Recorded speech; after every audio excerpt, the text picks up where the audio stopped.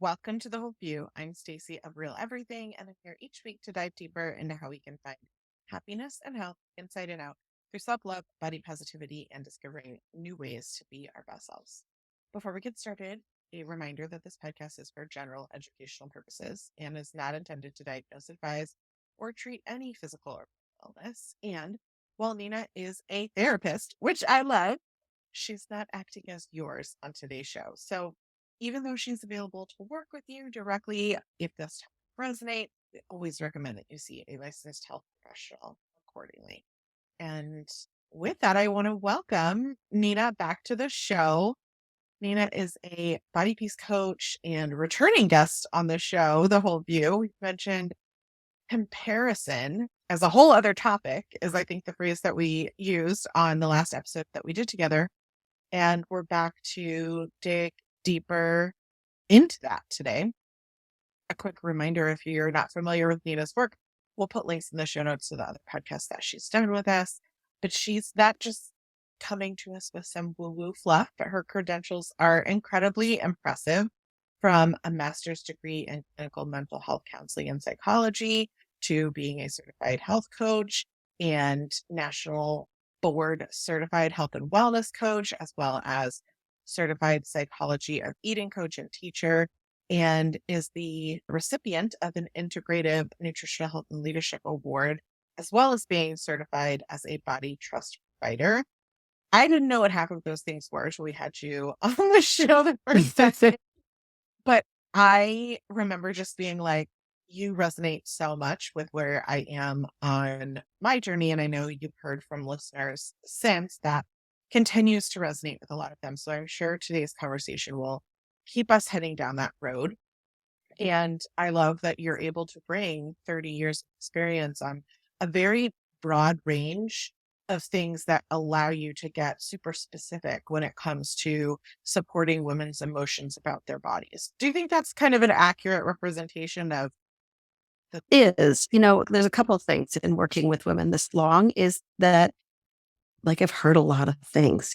Women often come to me and they're like, oh, I'm a little bit ashamed to tell you this. And I'm like, oh gosh, I used up all my shame and blame on myself for, decades of feeling bad about myself. I'm run out of judgment. I just don't do it anymore. So that's part of it. Is I've heard so many things and they all contribute to our humanity. There's no such thing as like, oh, I'm so terrible because I ate X, Y, or Z. It's, oh, look at you being human, trying to cope with your day.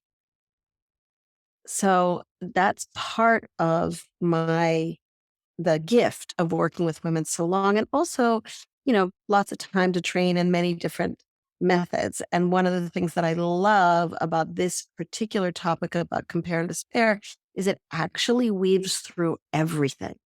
Through so many aspects of women and women's lives. And I specifically work with women around their relationship with food and body. But this issue of compare and despair, I see it with women. Women talk about it around their wardrobe, their handbag, their purse, their relationship, their house, their children, right? Pretty much anything that you can go, oh, look at them.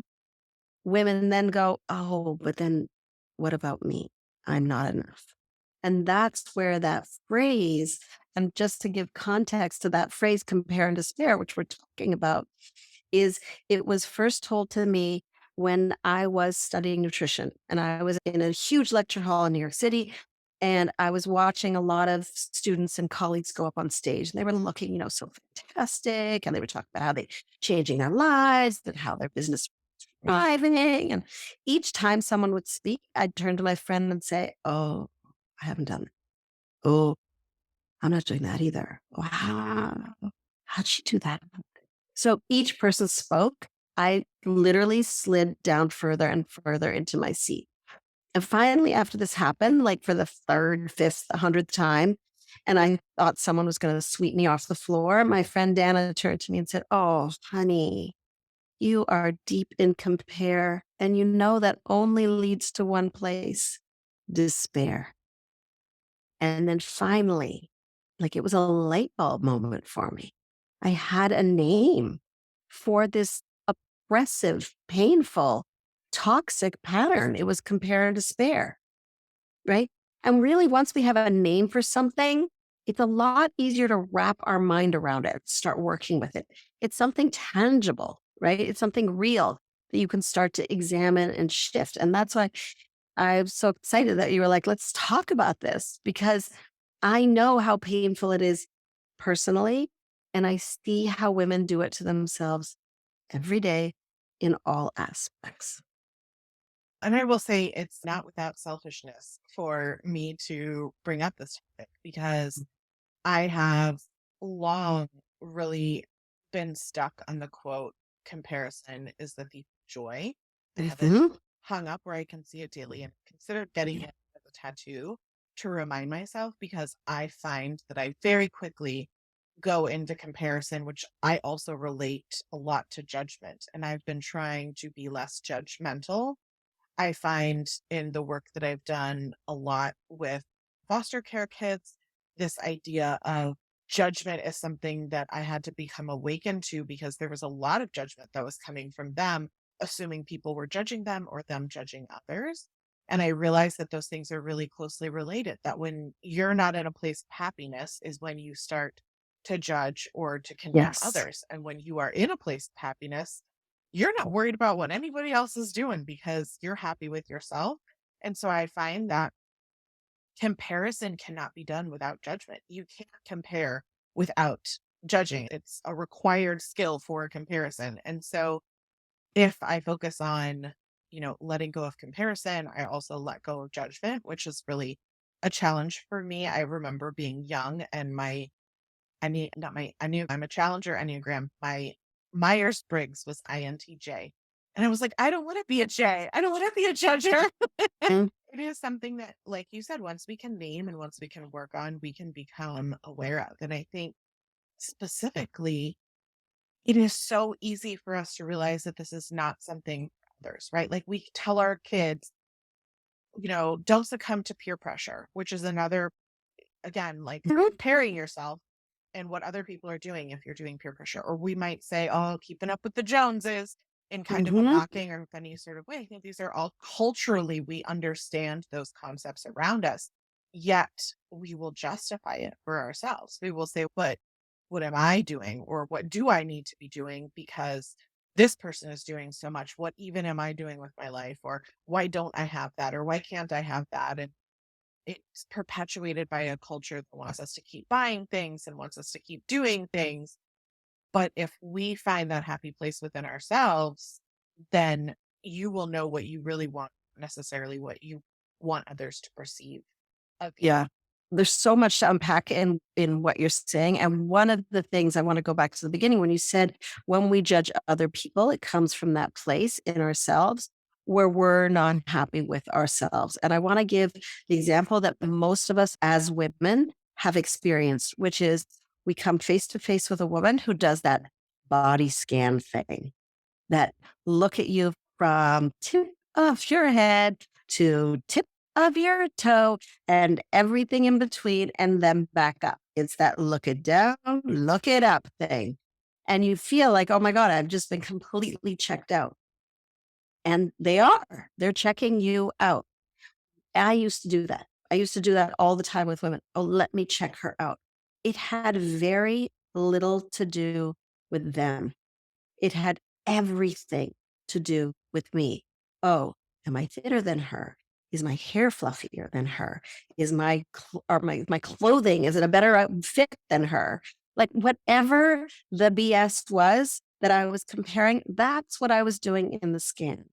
And it's so important for us to really recognize that those moments, if we're the kind of victim of that moment, someone's doing that scan, it's all about the other person, the person who's doing the scanning, right? When I was doing the scanning, that was my issue. Am I okay? I am not, living up to this, goddess who's standing in front of me, who I think is so all that.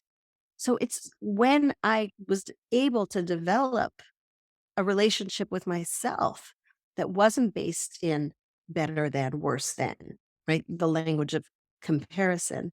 And now I like to go up to women. I'm like, hey, Hello, human being, whole person, not tiny little parts of handbags and bodies and hair and whatever the heck it is, right? That judgment falls away because we're not trying to analyze the moment and figure out where we fit in the social structure, right? How much social clout do we have in this situation when we walk into a room and scan and compare? Do I fit? Do I fit? Right? So there's so many issues in there to unpack, Stacey, right? Belonging. Am I good enough? Right? It's social status financially, right? The thinness, thin privilege in our culture. It goes on. And That's just, Mhm. I think that's just kind of the tip of the iceberg. I know I kind of laid a lot of things out, but I think, if I think about Brene Brown's work, Atlas of the Heart, it was like so helpful for me. And you mentioned once you know something, then you can understand it and unpack it. And if I think of despair, I also can categorize different feelings around that, like shame, the work she does with shame. Then the Mhm. other side of that spectrum is happiness and joy. And I think it's not like you can just, with a light switch, be like, "Oh, I'm judging or I'm comparing, therefore I'm unhappy. Okay, I'm gonna be joyful today." So, if we can talk a little bit about what that full mindset cycle looks like how do we manifest this change? Awareness, Yeah. obviously, is something that we've started with, but what does that process look like for us to kind of Yeah. become aware? Absolutely. So I think of it as a 5-part process. Okay. So I want to first just drill into really what we're doing when we're living in compare and despair. So when we're living in compare and despair, when that's going on, we're living in a place of not enoughness. And it's small. It's a contracted place to live. And it's hard to step into our full expression, right? Like you said, the joy, passion, full expression, who we are. It's hard to be happy in the illusion that if we could just be like her or him, then life would be better. And then here's the really crazy thing, when we finally become as successful or as slim as the people we're comparing ourselves to, there are new people to compare ourselves to. It's a never ending cycle, right?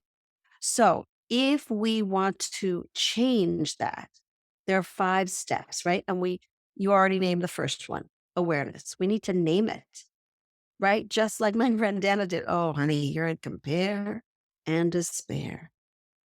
And I still do it when I like catch myself in that, like, oh, and you'll notice like I had a gazillion credentials after my name because that's all the hustle for, am I good enough? Right? Maybe I should get a PhD now. Do I have the gold star on my forehead yet? Maybe now I need to write a book. Okay, maybe I need to, right? It's all this hustle for, see, am I good enough? Right? So when I catch myself in that, oh, you're in comparison, right? So we want to catch the pattern in action. When we do that, we're essentially shining a light on a moment, right? And we want to shine that light on a moment because when we shine that light, oh, now we can get curious. This is the second step. We could get really curious. Now, that's an interesting comparison. What am I comparing myself to? What's the voice here? Whose voice is it? Right? So, this is we start to get to unpack this, right? And sometimes that compare voice is reminiscent to what our parents used to say, right? Comparing us to siblings or other kids. Or sometimes it's a teacher we had that compared us to fellow students. Sometimes it's just the media constantly telling us that we should be different than we are, right?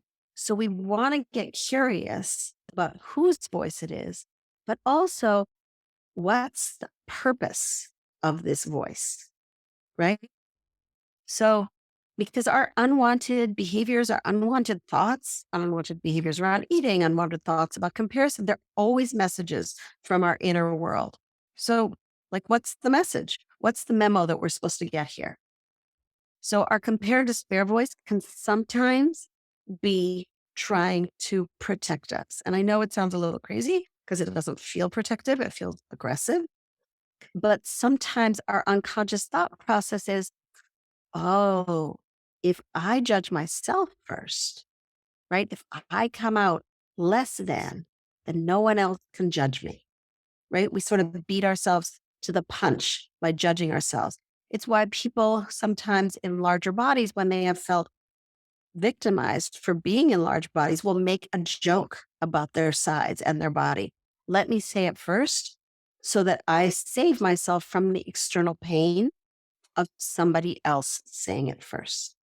So sometimes that compare and despair is there to protect, right? And are also the compare can also be masking something really interesting. And I love this possibility. Like when we get curious, there's so many things in there and we have to be curious, right? Again, whose voice is it? What's the purpose? But also, is there a desire in there, right? Do I look at Stacy and go, oh my gosh, she's so successful. She has a business and she has a podcast and so popular and like she does all this good work. And I am comparing myself. And I go, wait a second, is there something that I want that she's representing, right? Is the way that Stacy shows up in the world fully expressed? Is that something that I need more of in my life? We want to pop the hood on, is comparison holding our desires, right? And I just pause for a second because I think that you said so many things that are powerful, and I know you're going through a list of five. So we will definitely come back to that. I think the things that are coming up for me as you're speaking are reminding me also of things like why women compete against one another. And I want to kind of call out that, yes, I absolutely built a lot of these behaviors in myself as protection. Like, I, from a very young age, felt like I needed to be responsible for and protect myself. And so a lot of the stuff that you're talking about, totally identify with a lot of that. And I think a lot of people can see that. What I also want to say is that some of these things are also completely outside of our control, that women for so long have been limited in terms of our access to leadership positions or jobs that we couldn't have. Or Mhm. once we became mothers, which society told us was all we were good for, now we can no longer have a job. We only within like the last, I think, 50 years got access to our own money and bank accounts and Mm, completely independent ourselves. And so if we know, okay, back just to my mother, not even my grandmother, let alone great grandmother, and the lessons that are taught from generation to generation and what we see modeled to us as children and those kinds of things. Because when I think about the comparison, the head to toe thing, I think like, oh, that was my grandmother's generation was like mm, really into that. And I can see now why that would have been so important for them because that's where yeah. they found value in themselves because that's what society says. So as much as we're saying you and me and all of these like self-ownership statements, I also just want to call out that it's also okay to kind of like breathe a sigh a little bit. I want everyone to breathe in their nose and slowly out their mouth and relax your shoulders. Remind yourself like part of this is because society told us this is what we needed to do. And we've built it into Yes. who we are and how we behave. And this is our opportunity to say, oh, I've been carrying this thing for so long and I don't know why I'm carrying it. It doesn't serve me. I'm going to put it down so I can carry something else that's better. Absolutely. It's this, but you said it so beautifully. It's being able to unhook from the learning of scarcity and oppression, right? There's not enough for all of us, right? You have to elbow your way to the top and to unlearn that, to unhook is so important because our compare and despair is a cultural phenomenon. And it can also be a placeholder for our feelings that we aren't willing to feel, which is, I felt like there wasn't enough when I was growing up.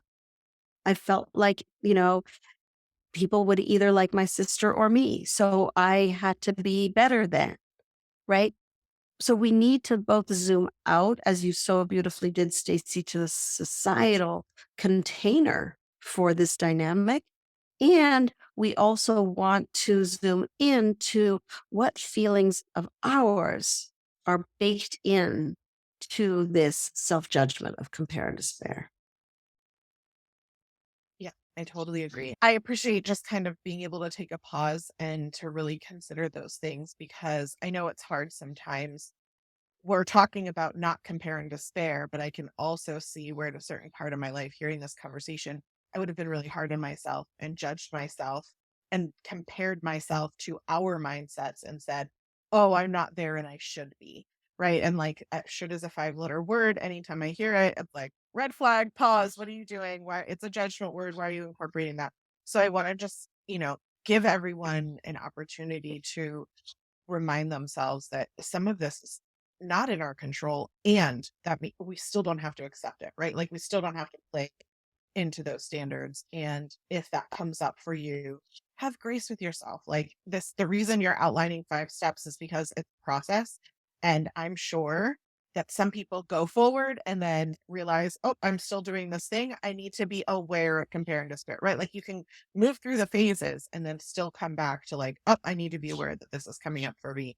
And so thanks for allowing me to interject there. No, it's what you're saying is so important because absolutely, it's not like we go, okay, great, step one, two, three, four, five, and now I'm done forever with compare and despair, right? These dynamics that are baked into our culture, that are baked into our society, that are placeholders for difficult feelings, they don't evaporate. They become neural pathways. They become the way that we think. They become the way that we perceive the world. And so it's a practice of compassion to keep coming back to, oh, look, honey, look, you're doing the compare thing, right? Like you said, oh, there's the should. Oh, there's the comparison. Oh, there's the like, oh, she can do it, but I can't, right? There's whatever that dynamic is, we're going to have it over and over. And if instead of making ourselves wrong for it, being like, oh, here's an opportunity for me to be in a practice of self kindness. And we'll come back to that because it's one of the steps. But this, I want to just say a little more about the second step of being curious because this is where the juice is. This is where the work is.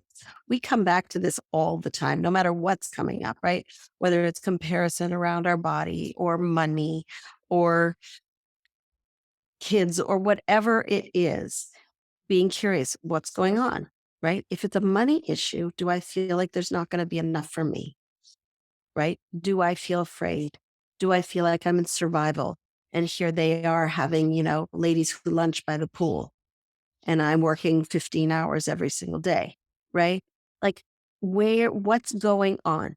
Look under the hood of the comparison. What are the dynamics? Because it can be our insecurities, it can be real life fears.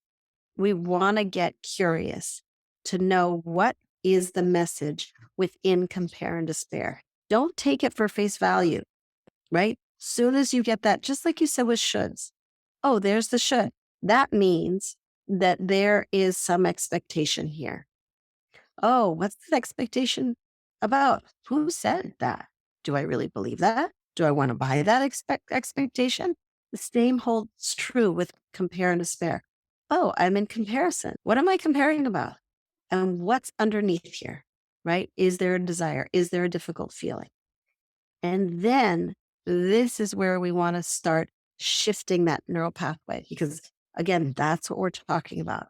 It's an old neural pathway that sees somebody else's success and goes, oh, I'm not okay. Right. So we're changing the neural pathway. Now, neural pathways, the way I often think of them is like luge runs, right? Like you get on the top of a toboggan run, a sled run, and whoosh, you're down at the bottom. You don't think, should I go left? Should I go right? How do I want to navigate this? Boom, you're at the bottom. You don't think too much about it.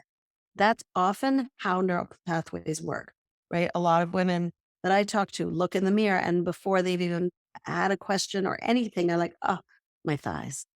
Can't stand my, right? They haven't even, like, there's no process. It's just an automatic. So what we're doing here is not recreating because we can't erase neural pathways, but we can create new ones. We can create new scripts. That's what we want to do. And as we create new scripts, it's a little bit like creating a new song that we play over and over. And the old song, that's the painful song that makes us feel like crap, gets drowned out slowly but surely. Okay.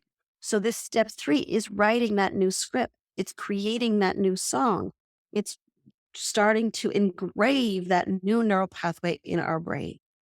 So, in those moments, what else? What else can we say to ourselves in those moments when our insecurities show up, right? What do we need to hear when our longing and our desires for more show up? What do we need to hear when I'm not good enough, when they're better shows up, right? We need to find a new way of talking to ourselves. And this step, it's literally you have to pick up a pen and you need to craft new words, or you need to work with a therapist and figure out new words. But they may not be like tip of your tongue, right? It might be, oh, honey, I know you want to look like her because you think she's skinny and she's getting more love or money or friends than you. But you are loved. Really, you are. Right? And that may not be your style, right? But the way you want to think about how to change the script is if you had your dearest friend next to you and they were like, oh my gosh, she's got it all. I am a crumb. What would you say to them? And that's a very powerful way to start a new script. I think it's a great analogy, and I know we use it often, but can never be used enough, which is we have to talk to ourselves the way that we talk to our friends. And so, what I hear you Yeah. saying is this is about rewriting the script, as you're calling it, right? Like rewriting those thoughts, those neural pathways, all the things that we develop early on in our life to protect ourselves and to interpret the world around us. And we need to say, to ourselves what we would say to our best friend. And I think a lot of us know that we hear it in passing, but it's hard to implement, which is where this, awareness and having it in front of you and writing it down and forcing yourself to, after you've said the first thing, even if you're like, oh, I shouldn't have said that. No, that's a second judgment statement. Instead, you Mhm. just kind of stop yourself and you say, what I meant to say is, and then whatever the revised script is. And I think for me, I hear the example that you gave just as like a personal example, and you're like, oh, you're so loved. And I have no problem feeling loved. I have problem feeling worthy without external validation, right? Like I'm very much a person that's aware that I seek external validation. And the moment that I get one external validation that's invalidating, it doesn't matter how many hundreds or thousands of positive affirmations, validations I've received, I focus on the negative. So for me, I had to become aware that was something that I was dependent on. And I had to learn to let go of the script that I was a failure, that I let everybody down, that, all these negative thoughts that I put into my head because I received one invalidation or negative comment versus allowing myself to feel self joy and self fulfillment for the things that I was really focused on and not even think about the hundreds of validation and positive thoughts that because originally I was trying to, oh, let me go from focusing on the negative to the positive. And then I think the next step for me was really, no, that's not really what I want. I don't want to be dependent on external validation. I want to feel good knowing that the work that I'm doing is I feel what I want to put out in the world, that I feel good about it, or, whatever it is, because that's all I can be accountable for. I can't be responsible for how someone chooses to perceive me or not. And so, anyway, I just want to kind of call it because I heard you say that example and I was like, actually, no, I don't want someone to tell me, oh, you're loved. I want to be the person that's like, I am okay if that person does not like me. I do not need that Yes. person to like me. I don't need someone to tell me, "Oh, but these other people love me." You know what I mean? And I Yeah. think it's very bio individual in terms of what that script might be, what we've been telling ourselves. And you're only an individual person is going to know. And I think the idea of working with therapists rather than your friend is a great one because of the nuances of this kind of stuff. And I wouldn't have picked up on it if I wasn't, working with therapists and doing all the stuff that I'm doing right now. Yeah. What you're saying is so important in terms of making this script our own. Because if it's not, if we like open up a book and we're like, okay, now I'm going to say, I love you, body. I tried that literally for 10 years and that did not work. It just doesn't feel authentic. We have to find our own conversation.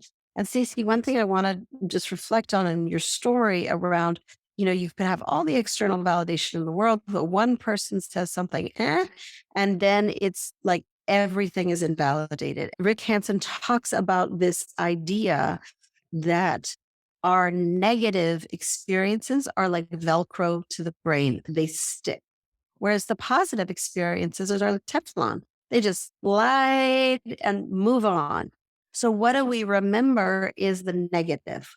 We remember the bad things that people said, right? When I talk to women, they remember exactly what that third grade gym teacher said to them. They remember exactly what that high school kid said to them about their body, right? We remember the bad because our brain is wired to hold on to that in case it might come up again. And then we're prepared against danger, right? It's our protective survival brain.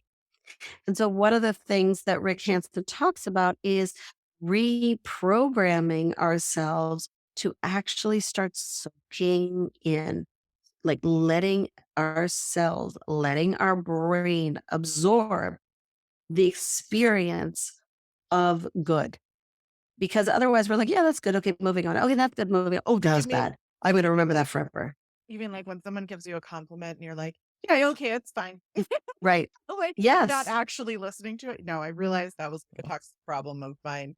And yes, so I'm gonna look up his work. That's fascinating. And thank you for sharing. Yeah, absolutely. And that compliment example is perfect, right? Someone gives you a compliment. Oh, you look fantastic too. That's a deflection, right? That good didn't land anywhere on any brain cell and any body cell. Like it did not land. And so there was no opportunity to go, oh, this is what it feels like to feel good, right? And do we want all our validation come from other people? Of course not. But if it is coming, let's actually learn how to soak it in. And Stacey, to your point of, you know what? I want to know that I'm worthy. I want to know that I am living my life with integrity and dignity and in a way that I feel truly proud of myself and not basing my judgment on everybody else's judgment of me.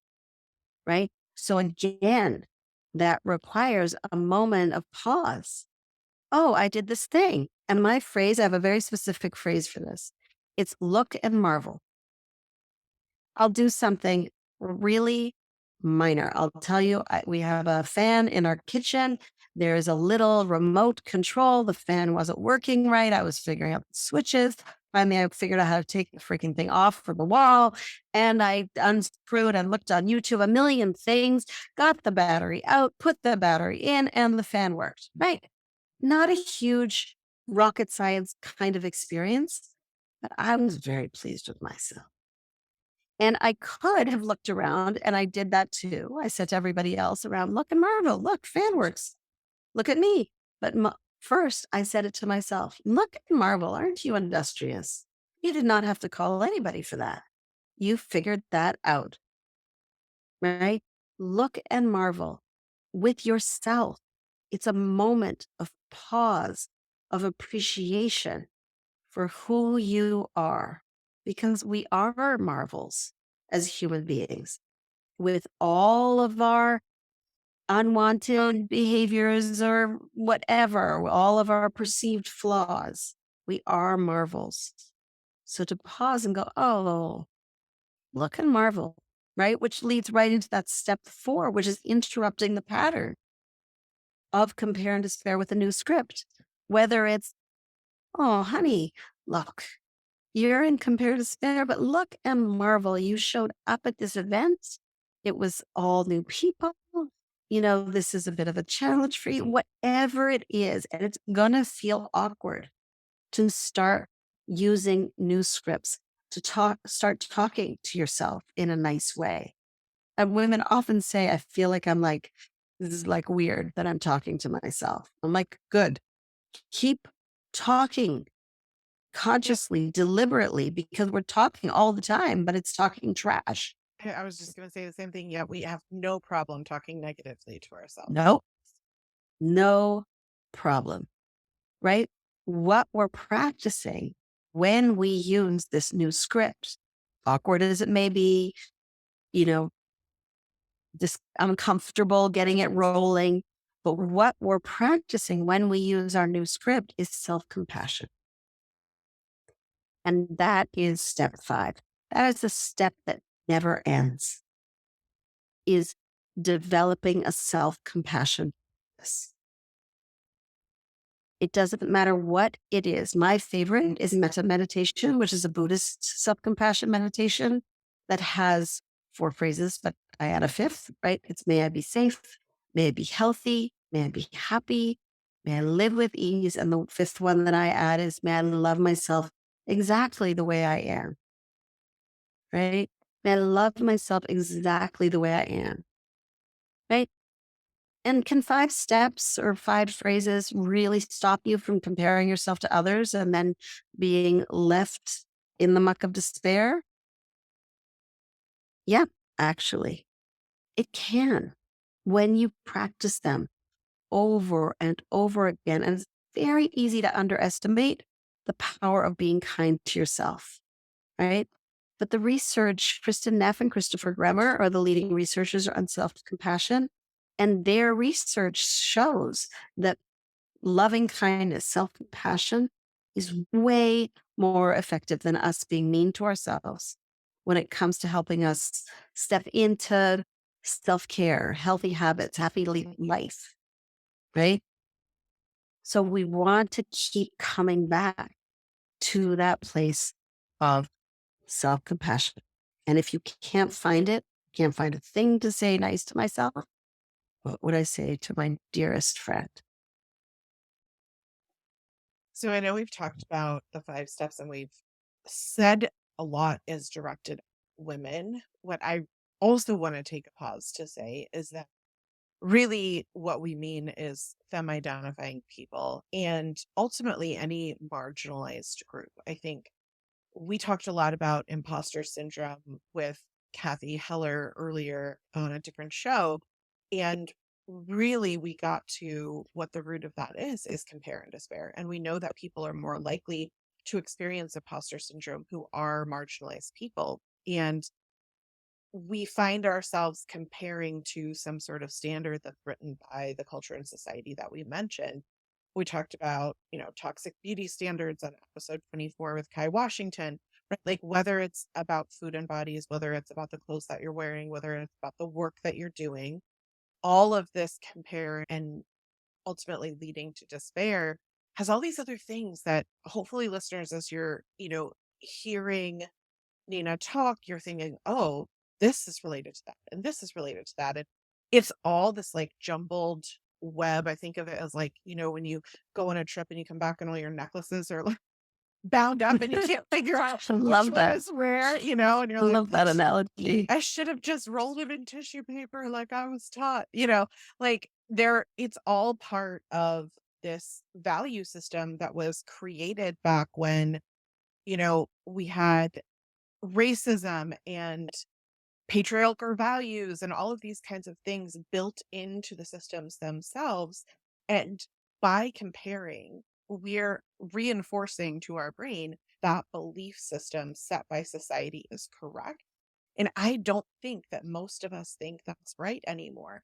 So not only are you unraveling the necklaces for yourself by doing these activities that Nina's talking about, but I know for me, it's really my goal to undo some of these things for the future generations, right? Like my great grandmother would look at where we are today in terms of rights for human beings, especially women in the country. I have to LGBTQ kids and I'm able to, fight for their rights and all those things. And I think my great grandmother would look and be like, whoa, we've made great progress. It doesn't feel like that for us when we're in those moments and we're fighting. But the little things that we do, simply how we choose to talk to ourselves, what we choose to accept or not accept as how we judge ourselves, or all of these kinds of things really are catalyst for huge change within our culture to say, I don't want to live in a racist society anymore. I don't want these standards to be upheld. And even though I can't logically think, oh, this thing that I'm doing right here in this moment is related to that, it is all rooted from this, belief of thousands of years ago when women were thought of as something you sell to a family so that they make children. Like I remember being a kid and reading like history books and stuff about that stuff and it felt so far away, right? It was like Mhm. that didn't actually happen. It was so far away, it didn't actually happen. But it really did, and not that long ago. Yeah, So I just want to, I know we've said women, but I wanted to take a pause and kind of bring in some of those other things and recognize that there are important. a lot of marginalized people beyond just women who are probably feeling a lot of these feelings as well. Absolutely. Absolutely. There's so much othering in our culture. And in that othering, somebody else goes, oh, see, I'm not good enough. There's the comparison, right? And so part of the healing of compare and despair is to foster belonging anywhere we go, right? Who's standing on the end? Who needs to be invited in, right? Who's feeling outside of the circle? There was an image as you were talking. It was very weird that it popped into my head. But I was chatting with my daughter and she said she was shopping at this thrift store and all the changing rooms were taken. And she was like, I kind of wanted to try this on. And it was a very small thrift store. And they just closed the curtain of the store. And then everybody just started changing in the store because the whole store turned into a change room. And it reminded me as a kid going to some of these change rooms where all the women were changing. And she started telling me about how it was so amazing because all the women were like, oh my God, you look so great in that. She was like, oh, I just took something off I don't really like. I think it would be better for you. Oh, yeah, that would be great. And that environment of vulnerability and support, we want that. We want to be in a communal changing room where there isn't body shame, where there is an embracing and a celebration of our differences and a lifting each other up and supporting each other to feel as good as we possibly can, because we can do that for each other. And the more we do that for each other, we learn how to do that for ourselves and we heal that within and we change, absolutely change the trajectory of how people feel a sense of belonging and a sense of wholeness in themselves in the future. I love that example and that it was a positive experience because I can think of my children and they would not have been able to be in a Mm, place where they think that was a good experience. And so I think that also reflects on her journey and confidence in her own body and her own skin because yeah. she wasn't judging other people. She didn't feel judged and she could focus on the positivity. Right. And I think Yeah. that's incredible.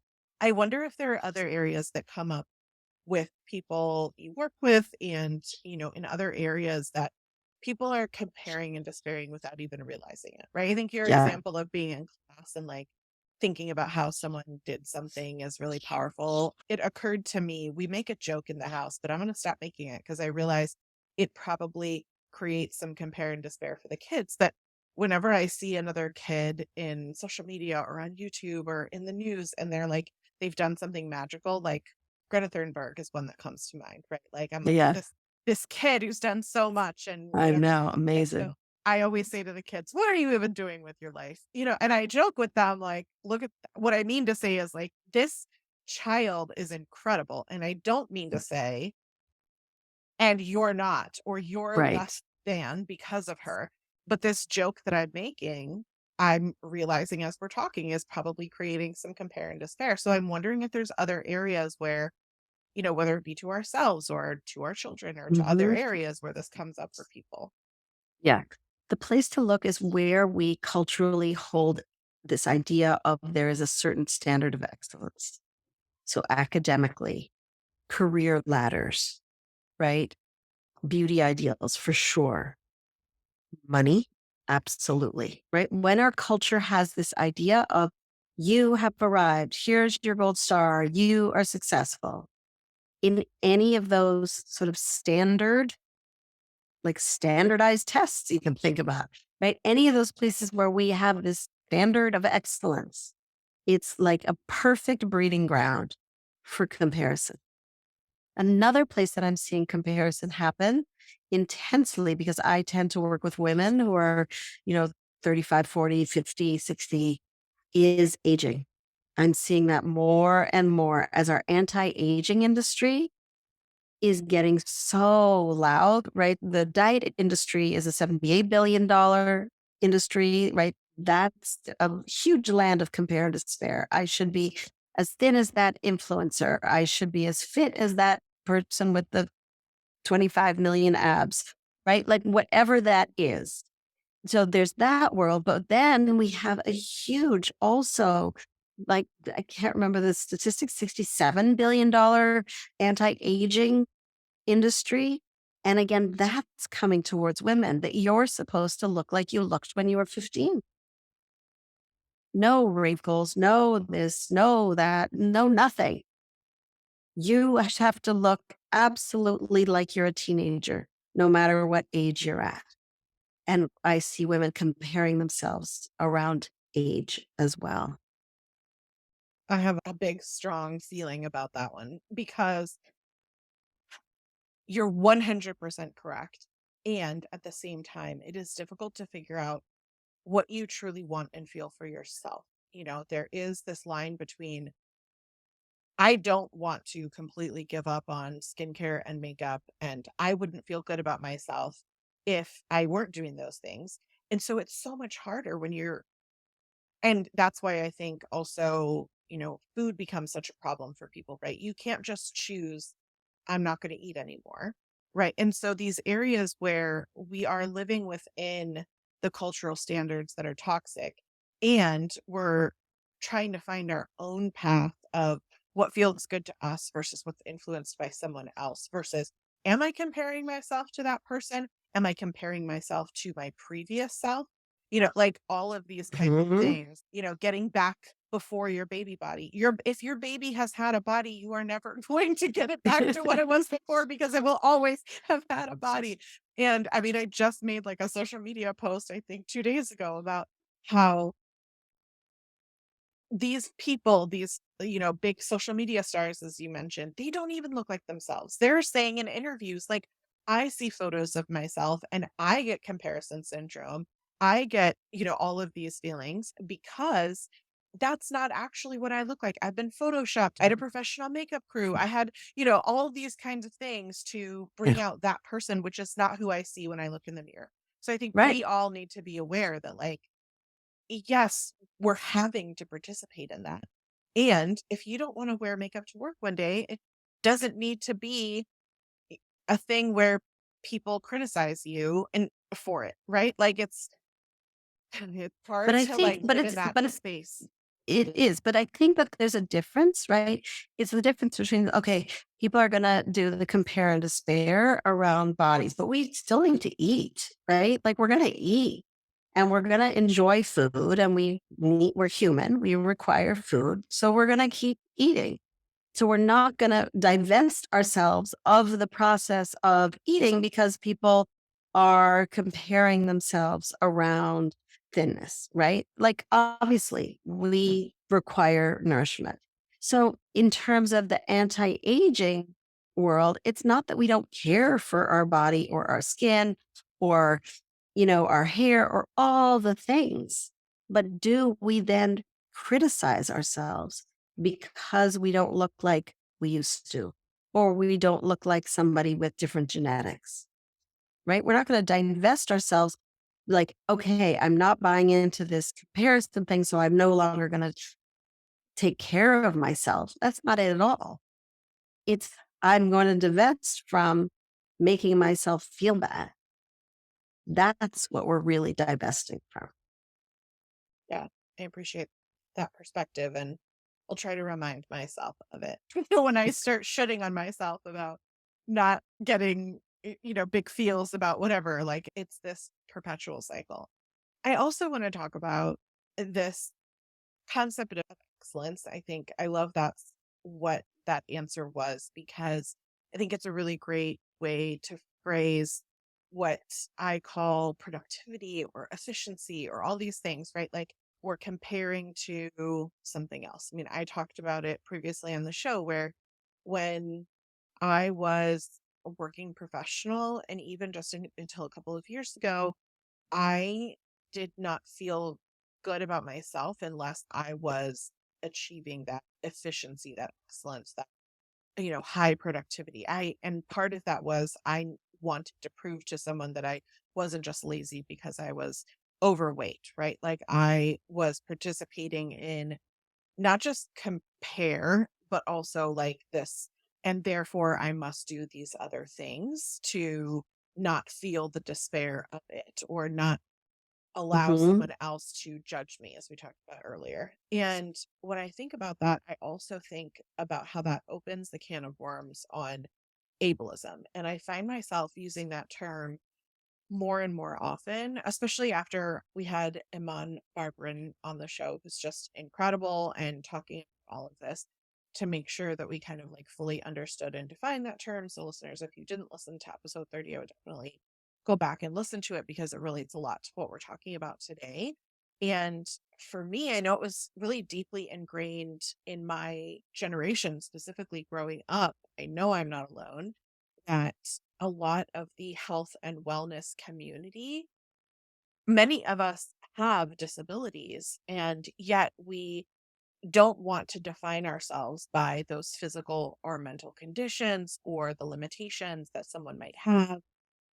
And that is the definition of a disability. And we don't want others to judge us, but yet we're judging ourselves for those things that are completely outside of our control. And all of that has to do with the fact that we're contributing less to society. We are less efficient. We are less, productive or whatever it may be. And so if we put health on this pedestal, if we think of someone else as being less than because they have a health condition or, because they have to wear glasses to drive a car, then is that really setting society up for success? Is that how we want to define people as being worthy or, all of these things that really enables inherent judgments? And so I was kind of looking into this a little bit as I was researching for the show, and I found on Disability is Natural is a website, which I just thought was interesting kind of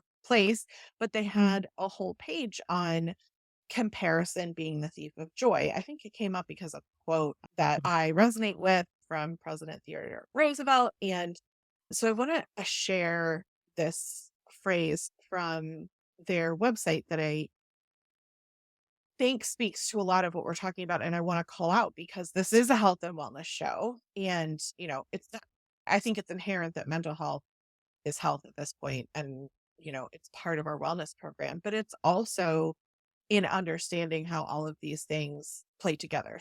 Comparison is the thief of joy is attributed to President Theodore Roosevelt and others, and evokes a powerful sentiment that can be life changing. If we compare ourselves to others, we may be left with feelings of inferiority or superiority, and neither creates an emotionally healthy human being. I'm reminded of the lines from Max Ehrmann's Desiderata poem, wildly popular in the early 1970s. If you compare yourself with others, you may become vain or bitter, for always there will be greater and lesser persons than yourself. As we mature, we hopefully realize the wisdom of not comparing ourselves to others. But let's shift the conversation to children and adults with disabilities. If they're receiving services, most are routinely assessed and compared to some norm, and they are usually judged to be less than. Consider the descriptors that may be used: deficient, subnormal, below average, low functioning, severe, impaired, and so on. And once a comparison is made, it can be nearly impossible to see the person's abilities, their strengths, or their talent. In addition, we may be unable to recognize that the person is making progress.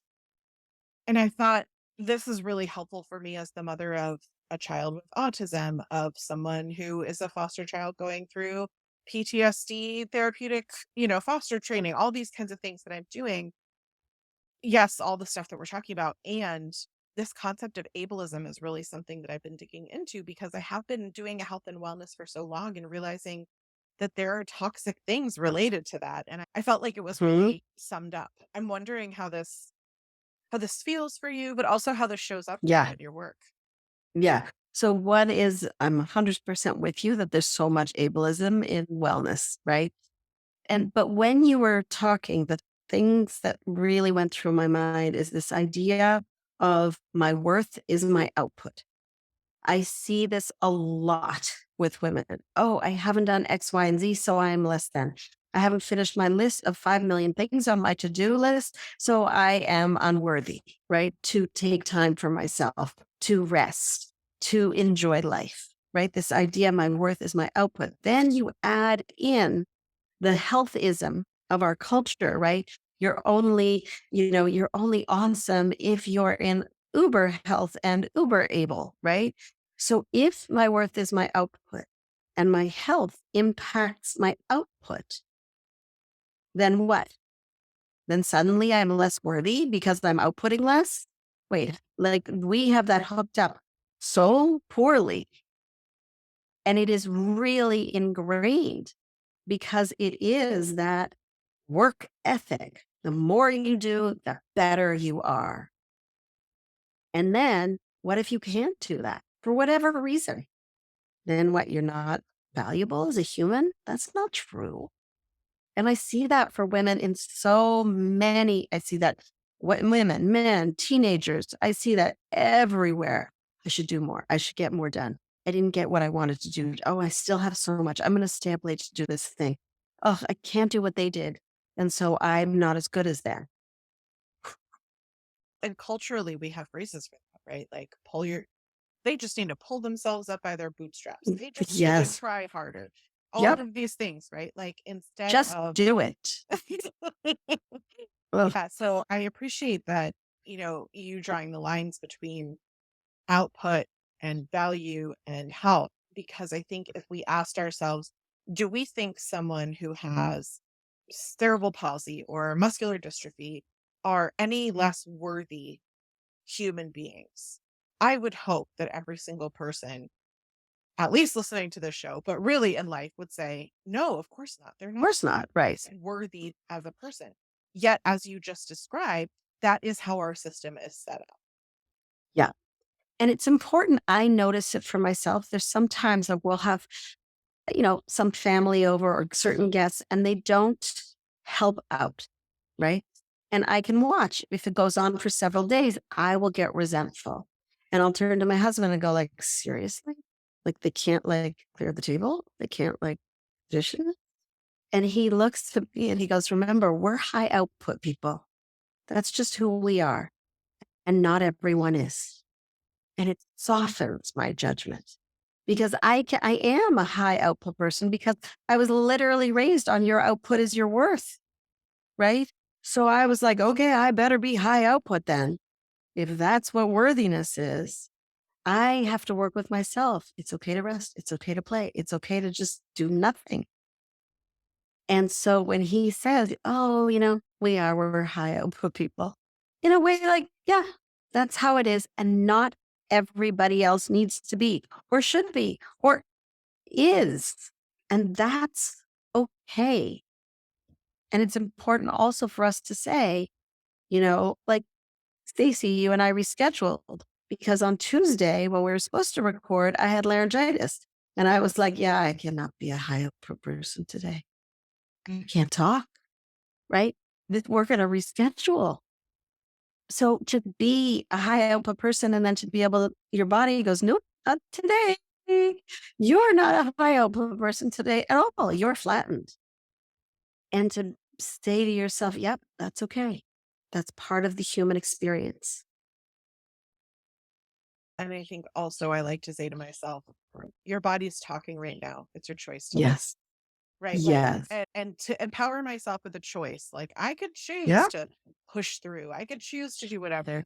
Or I could choose to take care of myself, to listen to my body and what it's telling me I need.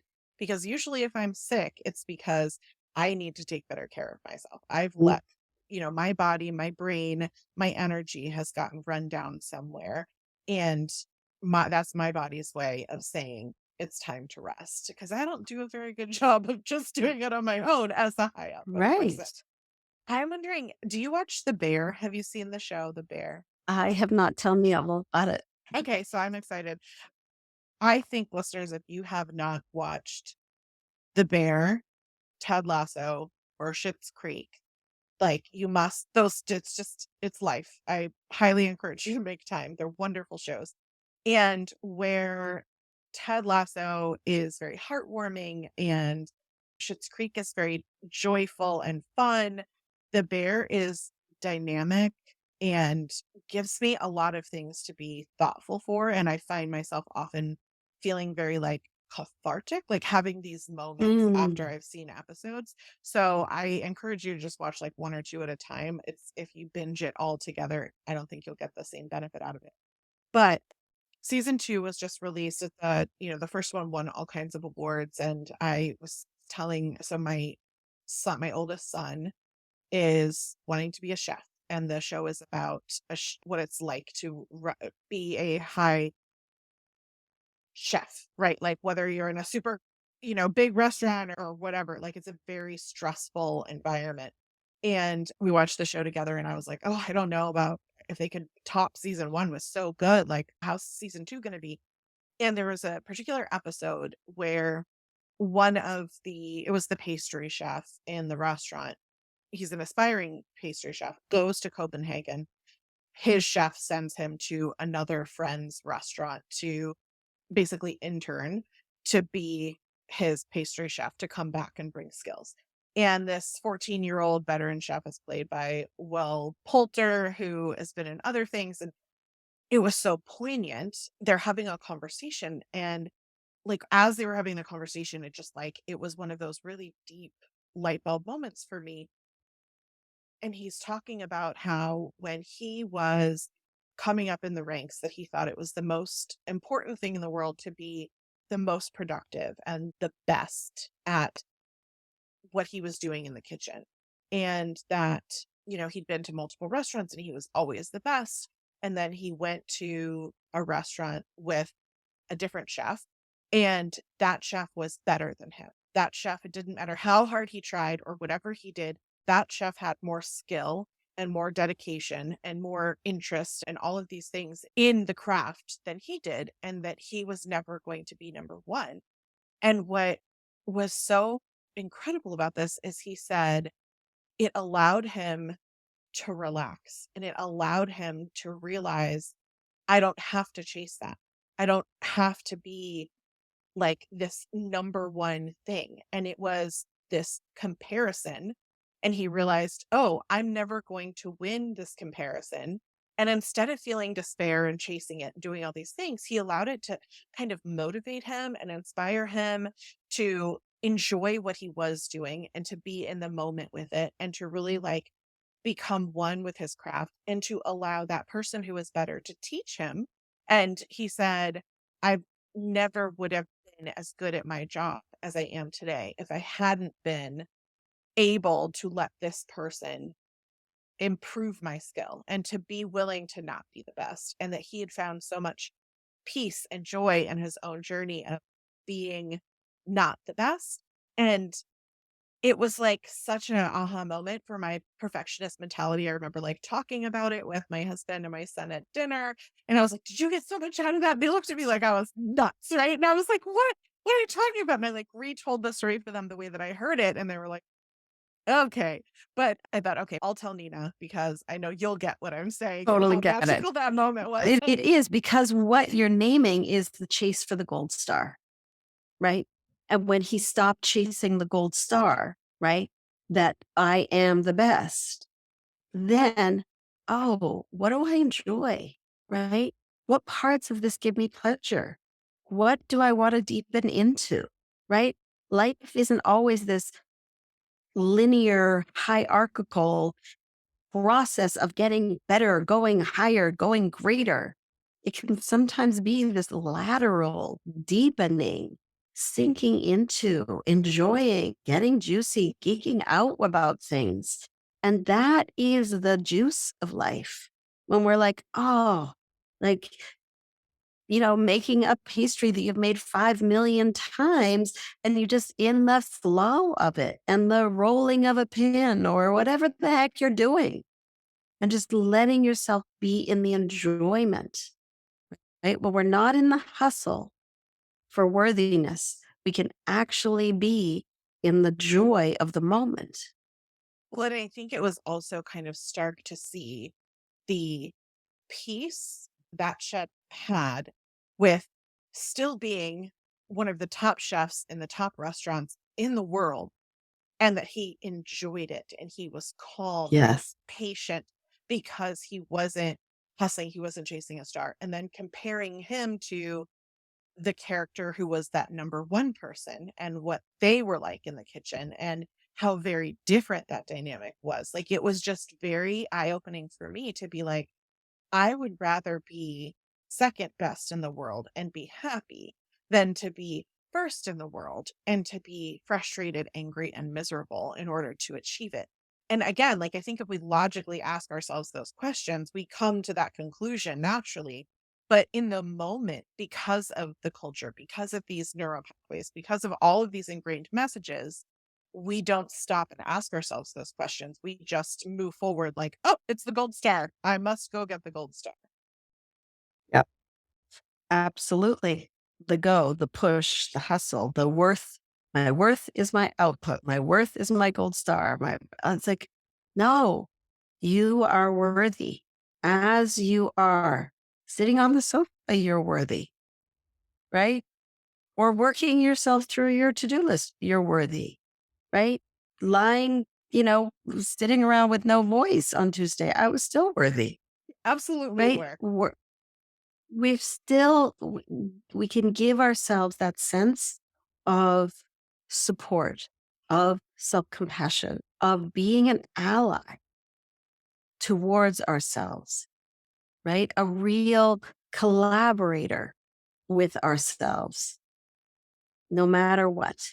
And that gives us a sense of foundation, a solidity to stand on and to do what it is that we want to do, that we are here to do. So I think that brings me to how I like to end the show, which is to leave listeners with something positive and actionable. So we've talked about kind of the 5 steps of these things that we can work towards. I'm wondering what you would specifically recommend listeners as they're listening today and they're like, okay, I'm ready to start to make some of these changes. What are Yeah. some things that they can do to begin that journey? Right. So if we just review those 5 steps, right? Awareness of the pattern, curiosity, what's under, like pop up the foot on that one, develop a new script and then use it.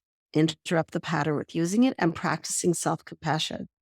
And there's 2 places, depending on the kind of person you are, that I'd love to invite listeners into experimenting with, getting curious. What is the very first step? Awareness. Oh, look, there it is. There's my judgment.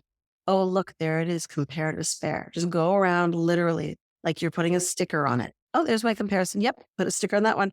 Oh, there it is again. Let's put a sticker on that one. Oh, there's my output is my worth. Let's put a little sticker on that one. You can do that. Awareness is an incredibly powerful practice. The other is if it feels like the right thing for you to pick up is to practice self compassion. And sometimes it can look like metta meditation, right? That Buddhist, may I be safe, may I be happy, may I be healthy, may I live with ease, may I love my body just the way it is. But it can also be as simple as putting your hand on your heart and being like, oh, honey, or oh, sweetie, there you are, or I feel ya. Whatever it sounds right, feels right to you. But that simple hand on your own heart says, I'm here and I'm being gentle. I am not beating you up. I have a gentle, soft hand on my heart. I'm not hitting my hand against my head going, oh, can't believe you did that again. No, gentle hand on the heart. That's what we want. I started practicing my first step of awareness by trying to give someone a compliment when I found myself looking a little too hard at someone. So when I found I was doing the judgment thing, because it really was about me, it wasn't about Mhm. them. I wanted to take that moment to pause and give them a compliment to help them feel good, right? Like if they caught me looking at them, I don't want to be the judger who's like, giving the one eyebrow stare Mhm. down. Instead, I would take a pause and I would compliment because usually I was looking because there was something I was impressed by or I Yeah. was thinking about. Instead of thinking about it from a comparison standpoint, it would instead be like, gosh, you just look so happy and radiant right now. I love the energy that you're giving out. Right. Or if it was a specific, article of clothing or bag, I would be like, I love that bag. I think it suits you so well, or, whatever it might be. But I think teaching Mhm. myself to give compliments in those moments was kind of a snowball for me because then it allowed me to start hearing and absorbing when people were giving me compliments, right? Like then I got to the what story am I telling myself right now kind of messaging with the neural pathways and like all the different steps that you were talking about. For me, it started with, I'm just gonna start complimenting people when I find myself judging them because I wanna break that habit and turn it into a different script. Great. Beautiful. And I wanna encourage listeners to also take advantage of all your free resources. So the other thing that listeners you can do today is go to Nina. I'm gonna say it again, Nina. And listeners, I want you to take advantage of Nina's free resources. So, all of these things that we talk about, practicing body peace that you've come on the show before about, I know you have incredible resources that you offer for free at ninamanolson.com/freebies. And you can also follow Nina on social media on Instagram as her name, Nina Manolson, but also Facebook, YouTube, all the things you can find at ninamanolson.com. And we'll, of course, put the link in show notes for everybody. I think you have some things coming up in the fall. Do you want to share with people what they might be able to expect if they go to check out some of those resources? Yeah. So some of the free resources that are incredibly powerful are practicing body peace journal. I highly recommend that as a place to get started in having a compassionate conversation with yourself, specifically around your relationship with your food and body. Practicing body peace journal. You'll also find a masterclass that really talks about relationships that we have with our own body. And in the fall, I have a compassionate eating course coming up that really is a deep dive into that place where we feel like I wish I was eating a certain way, but I'm not. And how do we shift that relationship that can be critical with ourselves around food to be one of compassion? I could have used something like that. So I love that you created it and shared it with everybody. So hopefully, listeners, you can check that out. And like I said, we'll make sure that we put a list of resources in the show notes. In addition to, there were some articles I referenced and the shows that Nina has been on before. We'll put all of those in the show notes so that you can find them easily as well. And if you would like to have the podcast delivered to your inbox ad free, I encourage you to sign up at patreon.com/the whole view. It's also a great way to support the show that we create and produce ourselves, but so is leaving a review and hitting the follow or subscribe button in whatever app you're using so that others can find us as well. And Nina, I want to thank you for joining us today and for your flexibility as you were sick for kind of, taking time for yourself and rescheduling with us because it was a great Thank conversation. you. And listeners, thank you for tuning in today. We appreciate your willingness to be open to grow through your own personal changes because no one is perfect, but in listening, learning, and unlearning, we can become better versions of ourselves. Have a great week, everyone. Thank you, Nina. Thank you, Stacy. Fantastic.